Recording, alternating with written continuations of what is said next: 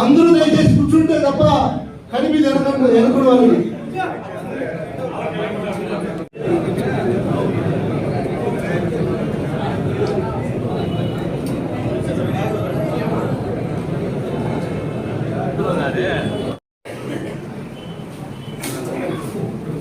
ఇప్పుడు బాబు షూరిటీ మోసం guarantee ప్లేకార్డులను launch చేసిన తర్వాత మన అధ్యక్షులు కరుణాకర్ రెడ్డి గారు ప్రసంగి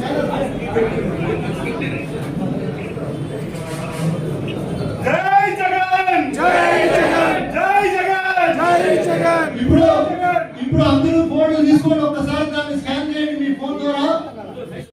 ఏదైతే గతంలో చంద్రబాబు నాయుడు గారు ఇలా చూసి ఒక హామీ అల్లి కాని హామీలన్నీ కూడా ఆ రోజు ప్రకటించడం మనం చూసాం. ఈ రోజు మొత్తం చేసేసాను హామీలన్నీ నెరవేర్చేసానంటున్నాడు. మాట్లాడితే నాలుగు మంది ఉన్నాడు అంటే రకరకాలుగా ఒకటి కాదు.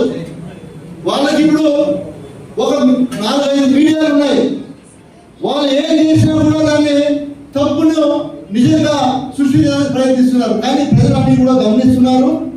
ఒకటి మనం చేయాల్సింది ఏమంటే ఈ కార్యక్రమాన్ని పూర్తి స్థాయిలో ఇంటింటికి తీసుకెళ్లే కార్యక్రమాన్ని పూర్తి స్థాయిలో నెరవేర్చాలి. దీనికి అన్ని మండలాల్లో కూడా కమిటీలు వేసాం. మీరేదో చూస్తూ మంత్రంగా ఇచ్చారులే చేస్తాంలే అంటే కాదు. ఖచ్చితంగా దీని మీద మానిటరింగ్ జరుగుతుంది. మీరు ప్రతి ఇంటికి తీసుకెళ్లి చంద్రబాబు నాయుడు అమ్మ ఆ రోజు ఇన్ని హామీలు చెప్పాడు, సంవత్సరం అయింది, మీ ఇంటికి అన్ని పథకాలు వచ్చాయా లేదా, రాకపోతే నీకు ఎంత నష్టం జరిగింది. కొంతమంది అన్నారు 4 సంవత్సరాలు ఎలక్షన్ ఉంది కదా ఇప్పుడే ఏమిటికి కొంతమంది నాయకులు చెప్తున్నారు. ఎలక్షన్ల కోసం కాదు మనం ఇప్పుడు చెప్పేది. ప్రజలకు జరిగినటువంటి మోసం అన్యాయాన్ని ప్రజలకు గుర్తు చేయడానికి మనం తెలియజేసినటువంటి కార్యక్రమం ఇది.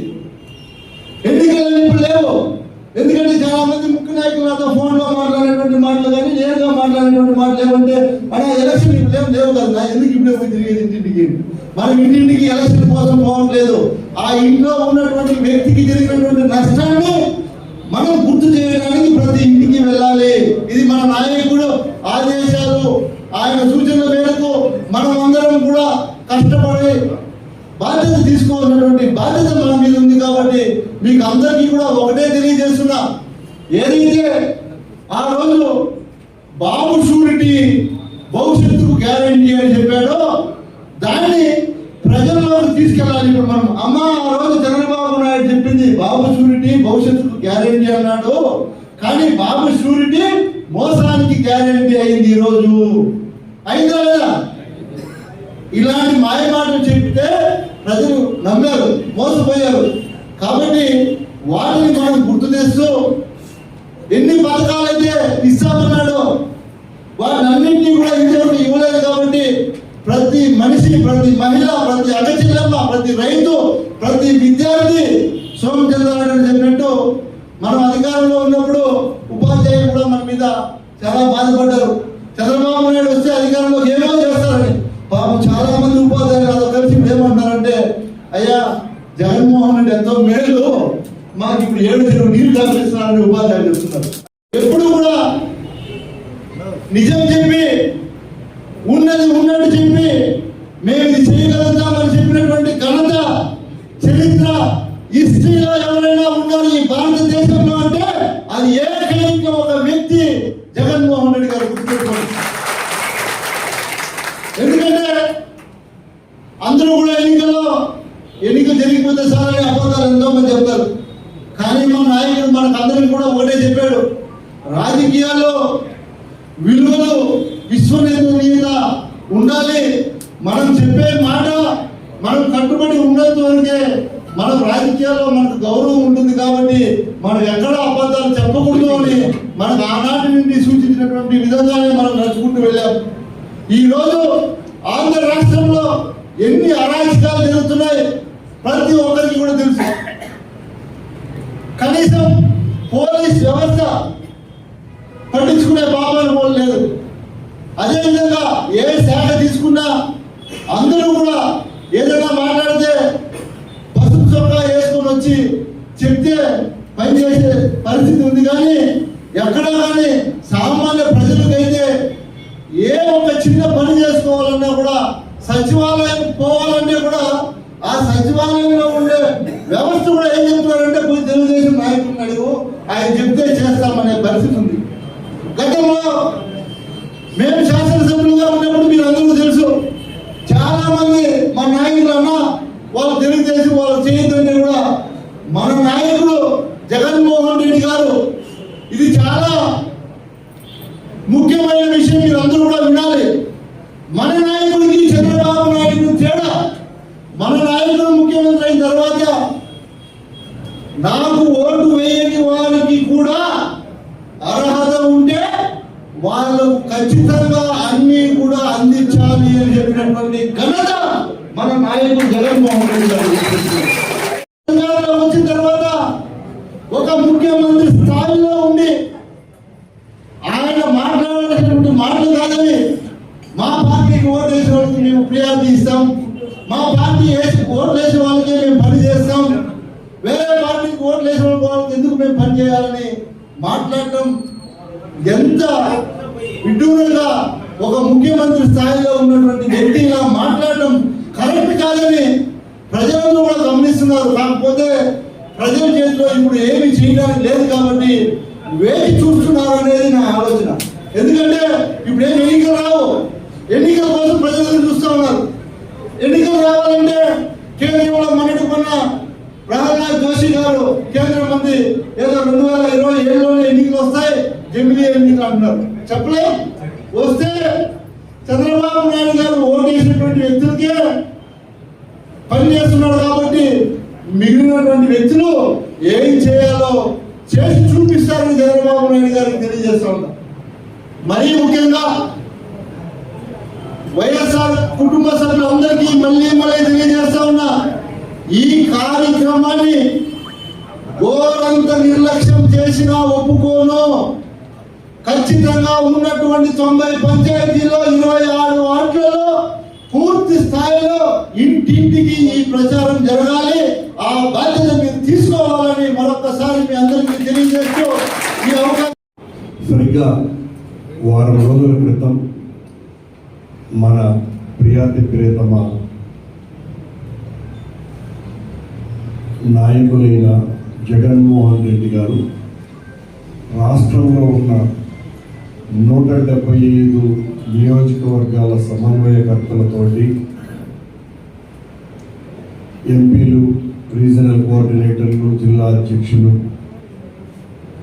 అందరూ ఉన్న సమావేశంలో సంవత్సర కాలంగా చంద్రబాబు నాయుడు గారి కూటమి ప్రభుత్వం ఎన్నికలప్పుడు వాళ్ళు ఇచ్చిన వాగ్దానాలు ఏ రకంగా భంగం కలిగించినారు, దాదాపు 143 హామీలు, సూపర్ 6 పేరుతో అతిపెద్ద వాగ్దానాలు, ఇవి కాకుండా ఉచిత సిలిండర్లు, మహిళలకు ఉచిత బస్సు, ఏ ప్రాంతానికి వెళితే ఆ ప్రాంతం అభివృద్ధి కోసమని 100 కోట్ల రూపాయల అభివృద్ధి కార్యక్రమాలు చేస్తాము అనేటువంటి మాటలు. ఈ 143 హామీలు ఒక్కటి కూడా అమలుకు నోచుకోలా. ఈ సూపర్ 6లో ఒక్కటి, ఇంతకుముందే కృష్ణమూర్తి చెప్పినట్టుగా 85 లక్షల మంది పిల్లలుంటే కేవలం 50 లక్షల మందికి మాత్రమే, అది కూడా 15,000 రూపాయలు అని చెప్పి 13,000 ఇస్తున్నామని జీవో ఇచ్చి, ఆ తరువాత అనేక పరిమితులు చేసి 3 అంకణాలకు మించి ఇల్లు ఉంటే మీకు ఇంత రాదు, 300 యూనిట్లు కరెంటు ఎక్కువ వాడితే ఇంత రాదు అని చివరికి అది చాలా మందికి 8,020 రూపాయలకు పరిమితి చేసి, పెన్షన్లలో 5 లక్షల మందికి కోత విధించి 4,000 రూపాయలు ఇస్తానని చెప్పిన తర్వాత ఇప్పటికీ 5 లక్షల మందిని కోత వేస్తారు. మళ్ళీ ఈ నెల మరొక 1,00,000 మందికి కోత వేసినారు. రూపొందిస్తున్నాము, అనర్హులున్నాను అన్నటువంటి నెపంతో లబ్ధిదారులైనటువంటి వాళ్ళకందరికీ కూడా లబ్ధి కలిగించకుండా అటు పెన్షన్లు ఇటు తల్లికి వందనం ఈ రెండు కార్యక్రమాలలో కూడా అత్యంత దారుణంగా కోతలు విధించినారు. ఆడబిడ్డ నిధి లేదు. రైతు భరోసా 20,000 రూపాయలు ఇస్తానని చెప్పాడు. ఇప్పటికి 40,000 రూపాయలు ఇచ్చి ఉండాలా, ఒక్క పైసా కూడా ఇవ్వలేదు.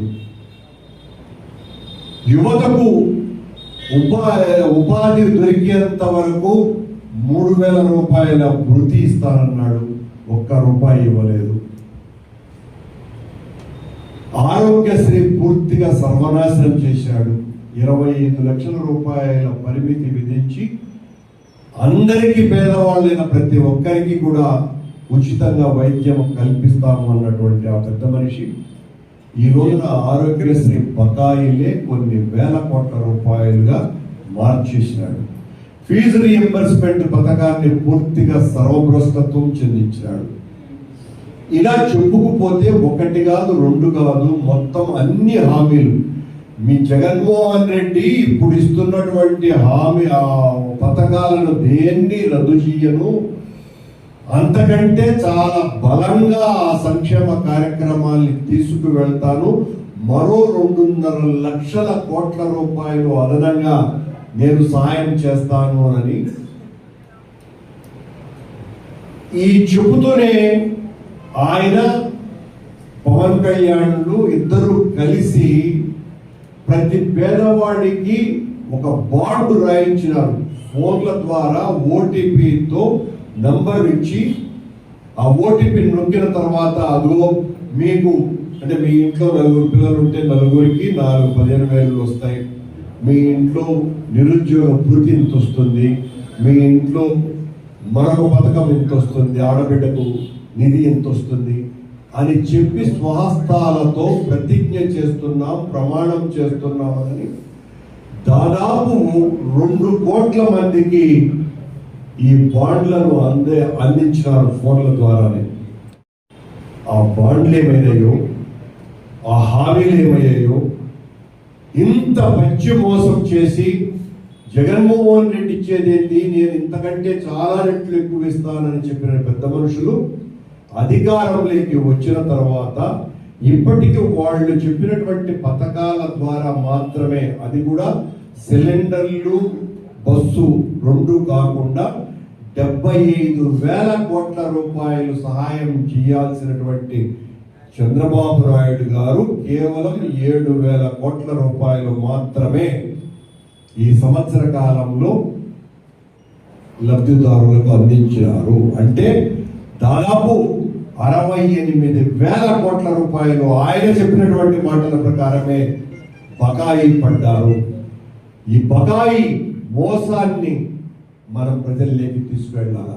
అదే మన జగనన్న 2014 ఎన్నికలలో కూడా చంద్రబాబు నాయుడు గారు రైతులకు మొత్తం అంతా కూడా వాళ్ళు చేసినటువంటి అబ్బంతా కూడా నేను మాఫీ చేస్తానని చెబితే జగన్మోహన్ రెడ్డి గారు ఆ రోజు మిగతా చాలా హామీలు ఇచ్చి ఈ హామీ మీరు చెప్పాలా, చెబితే మనం ఖచ్చితంగా అధికారంలోకి వస్తాము అంటే 85,000 కోట్ల రూపాయల అప్పులు మాఫీ చేయటం అన్నది మన బడ్జెట్ ప్రకారం సాధ్యం కాని పనన్నా, అంత మంచి అబద్ధం చెప్పి మనం ఓట్లు గుంజుకోకూడదు, మోసం చేయకూడదు ప్రజలకు అని అధికారం 1,00,000 ఓట్లతో కోల్పోయినాడు. కేవలం 1,00,000 ఓట్లతో 2019లో అధికారంలోకి వచ్చిన తర్వాత 2,80,000 కోట్ల రూపాయల ఆర్థిక సహాయాన్ని, అది ఫీజు రియంబర్స్మెంట్ కావచ్చు, పెన్షన్లు కావచ్చును, స్కూళ్ళకు కావాల్సిన పిల్లలకు కావాల్సిన సదుపాయాలు కావచ్చును, వాళ్ళకి ఇవ్వాల్సినటువంటి 15,000 రూపాయలు కావచ్చును, ఇలా వీటన్నింటికి అది కూడా జగనన్న ఇళ్ళు కాకుండా ఆ ఇళ్లకు మరో 55,000 కోట్ల రూపాయలు ఖర్చు చేశాడు.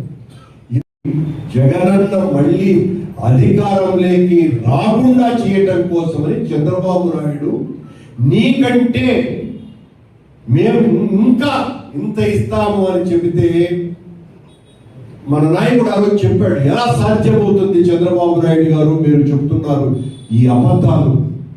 రాష్ట్ర ప్రభుత్వ ఆదాయం ఇంత ఉంది, ఖర్చులు ఇన్ని ఉన్నాయి, నేను పెడుతున్నటువంటి ఖర్చుల కంటే మీరు 2 రెట్లు ఎక్కువ చెప్తున్నారు, ఇది సాధ్యమే కాదు, ప్రజలు నన్ను నమ్ముతారు అని, నేను చేసిన మంచికి మీరు ఓట్లు వేయండి అని అంటే ప్రజలు చంద్రబాబు చెప్పినటువంటి ఈ మోసపూరిత వాగ్దానాలు చేస్తాడేమో అన్నటువంటి విశ్వాసంతో ఓట్లు వేస్తే ఒక్కటి కూడా జగన్మోహన్ రెడ్డి గారు చేసినటువంటి పాత సంక్షేమ కార్యక్రమాలు పోయినాయి, కొత్త సంక్షేమ కార్యక్రమాలు ఒక్కటి లేవు. నేను అన్నీ చేసేసానని మొన్న పత్రికా సమావేశంలో మాట్లాడుతున్నాడు. మళ్ళీ ఇంత మోసాన్ని, ఇంత గట్టి కార్యకర్తల సైన్యము, బలము, ఒక గొప్ప నాయకుడి అండా ఉన్నటువంటి మనం ప్రజల పక్షాన నిలబడి ఈ చంద్రబాబు చేస్తున్నటువంటి ద్రోహాన్ని తెలియజెప్పటం కోసమనే రీకాల్ చంద్రబాబు నాయుడు మేనిఫెస్టో అన్న పేరుతో చంద్రబాబు నాయుడు మీ మేనిఫెస్టోను గుర్తు చేస్తూ అన్న ఈ కార్యక్రమాన్ని జగన్మోహన్ రెడ్డి గారు మనల్ని ప్రతి ఇంటికి తీసుకువెళ్ళి, ఇదిగో మీ ఇంటికి ఇంత వచ్చిండా, చంద్రబాబు చెప్పిన ప్రామిస్ ఇది, కానీ మీ ఇంటికి ఏమన్నా వచ్చిందా అని మనం చెప్పాల్సిన బాధ్యత మన మీద ఉన్నది. ఈ రోజున ముఖ్య నాయకులతో చేసినారు. రేపు ఒక వారం 10 రోజులనే మొత్తం అన్ని మండలాలలో ఈ కార్యక్రమం జరుగుతుంది. మీ నాయకుడైనటువంటి వెంకటరావు గారు అన్ని మండలాలలో తిరగాలి. ఆ తర్వాత ఆ సర్పంచ్ స్థాయిలో కూడా ఈ కార్యక్రమం జరగాలి. తను మంచి కార్యక్రమం, ప్రతి ఇంటికి కూడా ఒక కరపత్రాన్ని తీసుకువెళ్ళి చంద్రబాబు చేస్తున్నటువంటి మోసాన్ని ఎండగట్టేటువంటి కార్యక్రమాలు ఏదైతే ఉన్నాయో, జగనన్న చేసిన మంచి, చంద్రబాబు పవన్ కళ్యాణ్లు చేసినటువంటి మోసమే కాదు, ద్రోహం, పచ్చి దగ, వంచన, దీన్ని మనం అందరం కూడా ప్రజల్లోకి తీసుకువెళ్దాం. మీకందరికీ కూడా ఇప్పుడు మనం ఒక ఆవిష్కరించిన మా QR కోడ్ని మీ ఫోన్లతోనే దాన్ని డౌన్లోడ్ చేసుకోవచ్చును. అందులో 6-7 ముఖ్యమైనటువంటివి మనం బయటకు వస్తాయి. చంద్రబాబు ఇచ్చినటువంటి హామీలు, చంద్రబాబు తను ఏమేమి అట్లాగే జగనన్న పత్రికా సమావేశంలో దాని గురించి మాట్లాడినటువంటి మాటలు, ఇవన్నీ కూడా మీరు ప్రత్యేకంగా డౌన్లోడ్ చేసుకోవటమే కాకుండా మొదట స్క్రీన్ మీద చూసి ఆ తర్వాత ప్రజల్లోకి మనం ఈ మోసాన్ని, దగాన్ని వివరించాలని కోరుతూ థ్యాంక్ యూ.